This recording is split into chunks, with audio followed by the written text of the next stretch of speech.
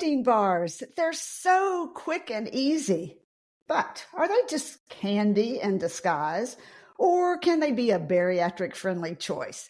There are zillions of bars to choose from, and they can be so confusing when you start to try to decipher the label. What's a good choice? What's a candy bar in a trendy wrapper? Well, stay right where you are. Isabel, Gail, and I will tell you how to pick the best protein bars. Looking for an easy-to-swallow multivitamin that also smells good instead of vitamin-y? Check out the once-a-day easy-to-swallow tablet from ProCare Health with new scent certs. The orange scent inside the bottle makes supplements not only smell better, but taste better, too. It's a whole new way to experience your once-daily vitamin. Visit ProCareNow.com and use code Susan10 to save 10%. Hi, I'm registered dietitian nutritionist Dr. Susan Mitchell, ex-radio dietitian turned podcaster. You're listening to the Bariatric Surgery Success podcast, episode number 164. Feeling frustrated with all the confusion, the misinformation when it comes to nutrition for your bariatric surgery?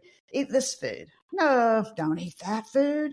Maybe you should just fast or do the keto diet or just reset your pouch. Heck, it's enough to make you give up and say, forget about it. I don't know what to do. Well, I do. I know what to do, and so do Gail and Isabel. It matters where you get your nutrition information. When it comes to bariatric surgery, nutrition is specific. So let's cut through the nonsense. Let's get what you need to know now. Accurate nutrition information you can count on. Simple, actionable, step-by-step strategies that work. We want you to feel well every day. Get out there, do the things you want to do. And that's why I created Bariatric Surgery Success. This podcast, it's just for you. You're in the right place, and I'm so glad you're listening. Do you receive my weekly newsletter? It's called Breaking Down Nutrition. If not, sign up today on my website, breakingdownnutrition.com. That way you'll be the first to know about giveaways, freebies, helpful tips that work, the latest podcasts, and upcoming interviews like today's with Isabel and Gail. Joining me today, your favorite expert bariatric dietitians, Isabel and Gail. In their clinical practices, they have their fingers on the pulse of the most up-to-date information. These two know what's going on in the field. Isabel Maples is a bariatric coordinator at UVA Health, Haymarket, Virginia. Gail Smith is the bariatric dietitian at the Weight Loss and Bariatric Surgery Institute here in Orlando, Florida. You can find both Isabel's and Gail's contact information in the show note. Hi, friends. Isabel, Gail, how you doing? Hey, Susan. How are you? Oh, you know what? We all have these days and times when we can't cook every meal or prep every snack. Life is super busy. Enter the protein popular bar, right? Popular protein bars everywhere. They're portable, they're packable. Since they're so popular and so many to choose from, it helps to know how to choose a protein bar that's going to give you the nutrition you need after your surgery. But here's the issue. These bars tend to wear a health halo, which isn't always justified. Isn't that right, Isabel? Yeah, it's true, Susan. Just because a bar contains protein doesn't mean it's automatically healthy. So the trick is trying to decipher between all those. So today, what we're going to do is really focus on how do you pick a protein bar when you're looking to supplement protein. And speaking of bars, I had a patient recently who showed me the other day a particular protein bar, saying that somebody online had recommended it to her post-surgery as a way to satisfy that sweet craving. But when she looked at the ingredients and she looked at the nutrition facts, she said, Isabel, how is this different than a candy bar? And I thought, well, I mean, admittedly, it's not.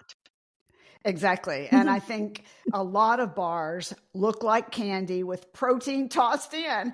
And that's not what we want for you guys. We want a good quality protein bar. So in a minute, we're going to talk about specifically what to look for on the nutrition facts label and on the ingredient list. But first, Gail, what's the rule of thumb for meeting your protein goals with bars? Are bars a smart move or not? The rules are the same for all the 3 surgeries that we do here, the gastric bypass, the sleeve gastrectomy, or the duodenal switch. The protein replacement supplements, and in this case, the protein bars, really need to be included as part of your protein needs. Okay.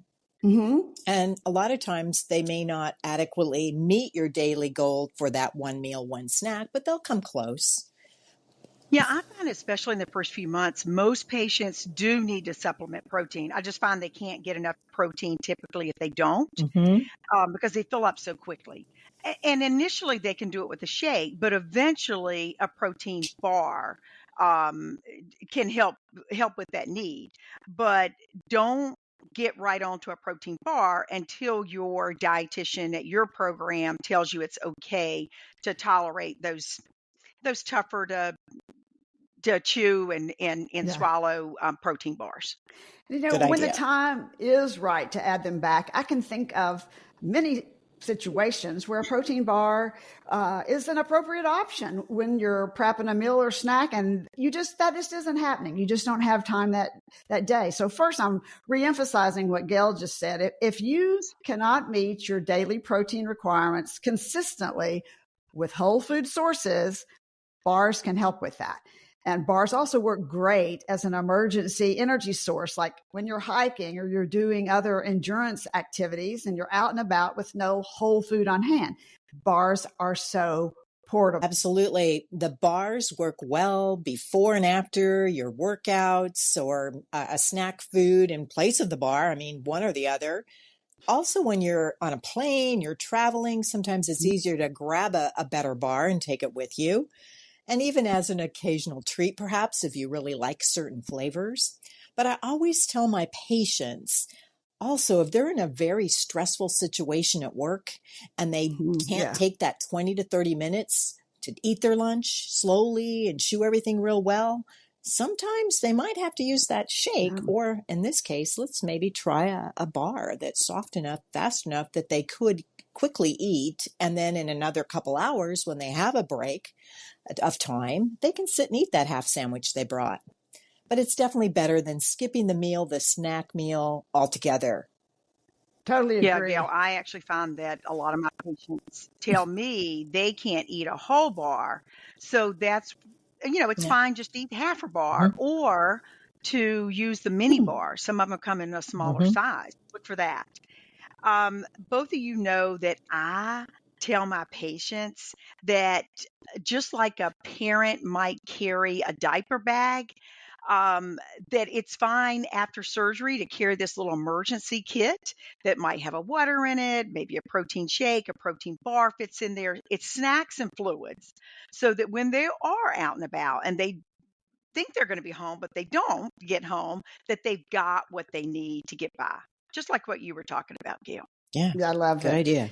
So let's dig into how specifically to choose the best bariatric protein bar. There are so many, and often the manufacturer changes the ingredients regularly. So I'm not big on specifying bar names since they do change a lot. So I'm not going to worry about try this bar by name. And what we want to do instead is give you information so that you can pick up any bar and learn how to make the best selection. So whether you're in a convenience store, you're checking out the mini bar in a hotel or their gift shop, you're ordering online, or you're in a grocery store, let's look, starting with the nutrition facts label, and then we'll go into talking more about ingredients. So let me just say this, that dietitians vary on their recommendation. There's not always that one answer for everything. So I'm going to give you some basics to start with, and then Gail and Isabel are going to say what they find works with their patients.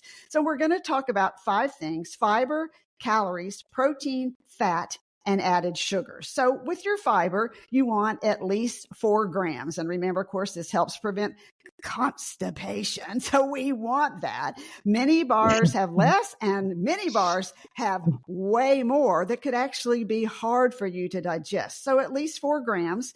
Calories, 220 is an average. Less is fine too. Many out there are much higher, so 220. Protein, 13 to 15 grams. Could be less if you're using it as a snack, and we'll talk about that, but no more than 25. So 13, 15 range. And then fat.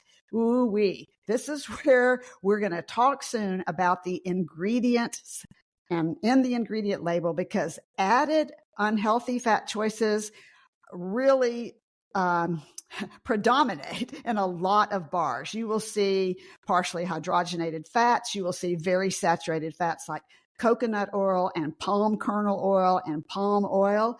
All three of those, coconut, palm, and palm kernel, are highly saturated and not the best choices. Then added sugars, less than 10 grams of servings. 10 grams of serving. So that is 2.5 teaspoons, because remember, there are four grams per teaspoon. So let's talk a little bit more in depth about this. Gail, do you agree with the dietitians that most say 10 grams of sugar or less in a bar? Does that seem to work well with you, or what? Or do you allow that to go up or down? What do you say? And also, where are you in protein bar, in terms of grams of protein? Yeah, those numbers are pretty solid. I use those also for when I'm starting them out on shakes as well. For sugar, I usually say less than 12 grams, but a lot of us look at even less than that, 10, 8. It's fine with me. And I feel like the taste is important to most patients, so it may help to have that little bit of sugar in there instead of the artificial sweeteners, or some of even the natural sweeteners are not as tasty. As far as protein too, I usually like the higher numbers, 12 to 15, but with a bar, I've had a hard time finding a lot of bars that taste real good. You know what I mean? But sure, 8 absolutely. to 10 is good, 12 to 15, especially if it's a meal, maybe more or around there. If it's more of a snack meal, could be a little less, depending if they're also having a cheese stick or a little yogurt or something else with the bar, or chopped up bar on top of yogurt. Just depends, yeah. And calories, 180, 200, good. So the same agreement. And the fat, we'll talk a bit more about, but you have one or two things that you're sticklers on that you do, that you don't like to see on the labels? Well, like you said, those palm kernel, the coconut oils, although coconut oil is making a comeback. There's some research out there, but not enough yet to say that it's really going to be the better one for you. It's just in a lot of stuff. I see it a lot. And I look at it like, if it's just once in a while, have that bar. But if you can avoid it, probably better. And just total fat is important for a lot of the bariatric patients. They can't do much more than 5, 10 grams in like something. I mean, it gets to be uncomfortable for them if they have more than that. And I think the same for sugar, don't you guys? If the sugar's too high, then we're looking at dumping syndrome. And so I think we have to watch, and each person has to kind of figure out which of the bars work better. And you may have to try several to see. I see coconut oil added a lot for a flavor enhancer, because it has that tropical oil flavor, but it isn't great for the ticker, as you said. So it wouldn't be something for your heart that you want to do all the time. Well, we'll be back in just a moment, and we're going to talk about sugar alcohols, because you see those in a lot of bars. Different sugar alcohols, different bars. Stay with us. Bariatric Surgery Success is thrilled to partner with New Hope Girls, women empowering women.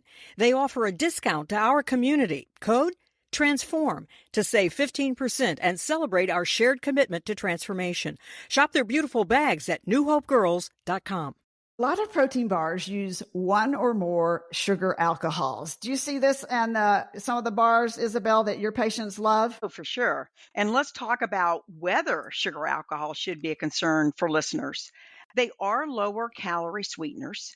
And in the ingredient list, I tell my patients to look for words that end in OL, because most of them are going to fit that category, like erythritol, mannitol, xylitol, maltitol. So sugar alcohols are used in the protein bars to help lower the carbohydrate, to help lower the total amount of added sugar. And sugar alcohols are going to add some sweetness with about half the calories that regular sugar would. The problem is that some people don't digest the sugar alcohols very well, especially if they consumed in high amounts, Yeah. whether they've got a couple of different sugar alcohols in the same bar or whether they're having multiple foods on a regular basis.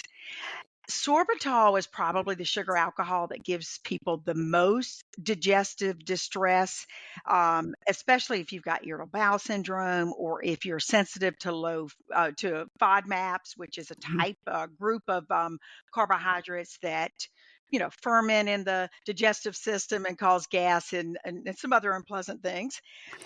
Under 10 grams of sorbitol is probably going to be fine without any symptoms.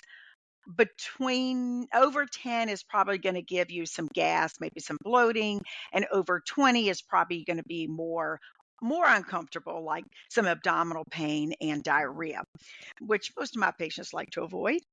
Yeah. I will point out that erythritol is a real sugar alcohol, and it actually, because of its size and the way it's digested, it doesn't cause that digestive distress the same way. So check Agreed. your ingredient list. Remembering the beginning of the list of ingredients is where you get the most in that product, and later, further down the list of ingredients are going to have least amount. Yeah, I think that's such a good tip. The ingredients on everything always go from most to least. And it's interesting because remember, we just mentioned that sugar contains 4 calories per gram, and sugar alcohols are about half that, 2 calories per gram. So if a bar has 10 grams of sugar alcohol, that's going to be about 20 calories. But again, just because it's low in calories doesn't mean those grams of sugar alcohol won't bother you. I think it has to be individual. Many people do tolerate erythritol really well, sometimes better than sorbitol and mannitol, like Isabel was just saying. So I think you have to personalize the bar to your situation using these guidelines that we're talking about. And remember, you can go back on episode 89. We talk specifically about sugar alcohols.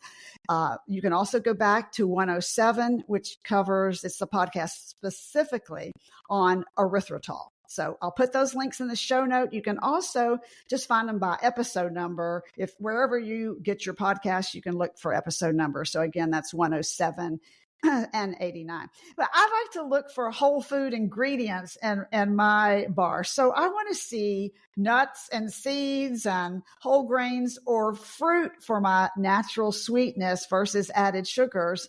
For me, the fewer the ingredients, the better. So I thought that we might compare a couple of the popular bars to whole food choices and talk about what we see. So I choose the RX bar. So if I have a bar going with me, that's usually what I have. And again, it's not an ad for them. It's just one that I happen to like because I like the blueberry one. I especially like it when it gets kind of warm. So sometime I'll heat it just because it's easier to chew. If you've had RX bars, you know they can be chewy. So an RX bar is about 210 calories, 12 grams of protein, 23 grams of carb, 9 grams of fat, and 5 grams of fiber.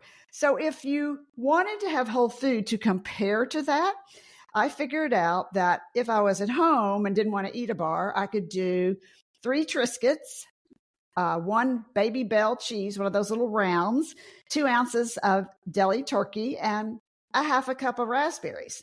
So again, I have 3 Triscuits, one of those little Baby Bell cheeses, 2 ounces of deli turkey, which is super lean, and a half a cup of raspberries. And that brings me up at like 220 calories versus the bar at 210, 13 grams of protein versus 12 in the bar, 17 grams of carbs. So I come in a little lower versus the bar at 23, and 5.5 grams of fiber, versus 5. So it's pretty close. If you want to say, well, gosh, I don't think about how a bar is whole food, but it's easy to do that. So did either one of you look and match up a bar to food? Looked at the Think bar, and the one I looked at was 230 calories, 20 grams of protein, which is on their higher level, 24 grams of carbohydrate, and 8 grams of fat.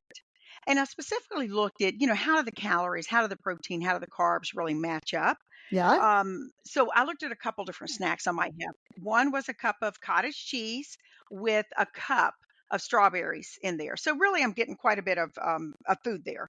Yeah. And the calorie and carbohydrate were very similar, actually a little bit higher for the well, I'll go through that in a minute. So another snack I looked at was 2 cups of a fruit and yogurt smoothie, and that was made with yogurt, with Greek yogurt, with fat-free milk, and with some strawberries again. I stuck to the strawberry thing. And Yeah. each of those gave me a similar amount of calories and carbohydrate, a little more protein, maybe 4 to 5 grams more protein, but also more fiber.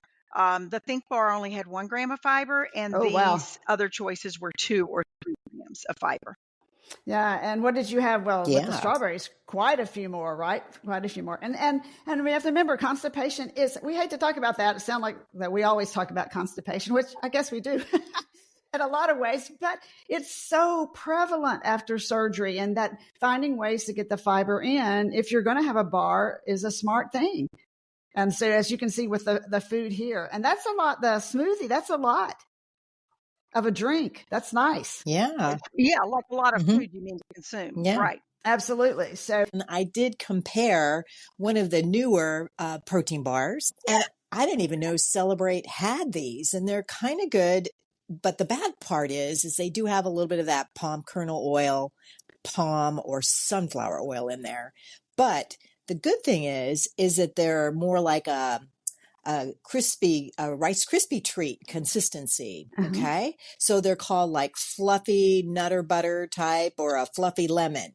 So I chose the fluffy lemon, and Celebrate is a company that makes vitamins for bariatric patients. So they have this new bar, and it is a soy and milk protein isolate as the protein, with about 15 grams of protein, 130 calories, about 8 grams of fiber, 2 grams of sugar.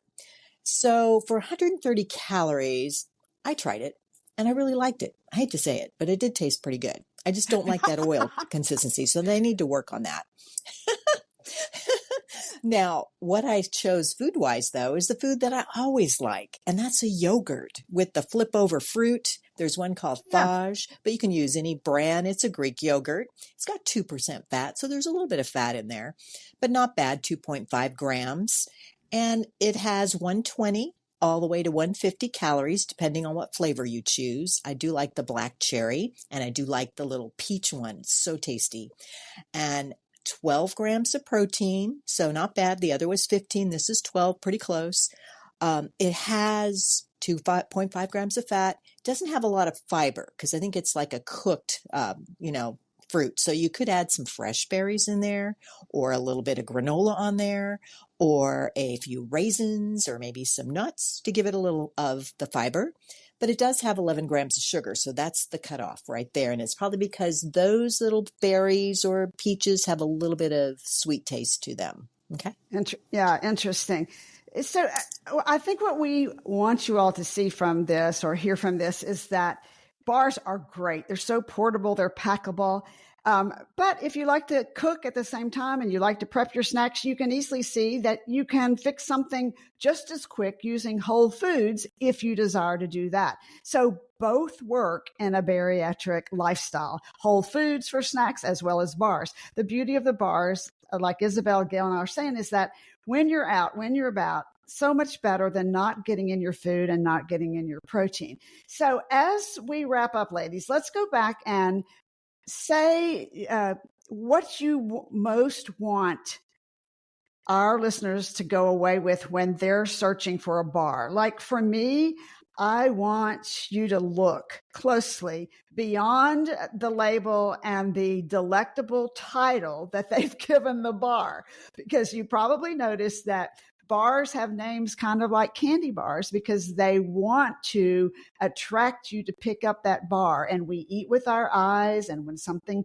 sounds good. So you have to look past the fluffy bar or the chocolate cookie cream and turn it over and look at the protein and say, this bar is about protein to me. How much is in there? I'm looking for at least 13 to 15 grams before I do anything else. So then what would you guys say? What's your next strongest parameter after they've looked at protein? Well, I know for me, I really want to people to think, what do I want this bar to do for me? Am I really looking to supplement protein? Am I looking for the convenience? Am I looking for the taste or the nutrition? What am I really looking for? And I feel like that helps you make a smarter choice. How does this fit into my other snacks, my other meals? Get the big picture. And sometimes the choice is going to be I'm looking for more indulgence than I am for better nutrition. And at least that's an informed decision, right? Absolutely. It's good. It's good. I like that. I like everything you all have said. And what I tell my patients is it's a meal. It's a meal snack. Definitely read the label.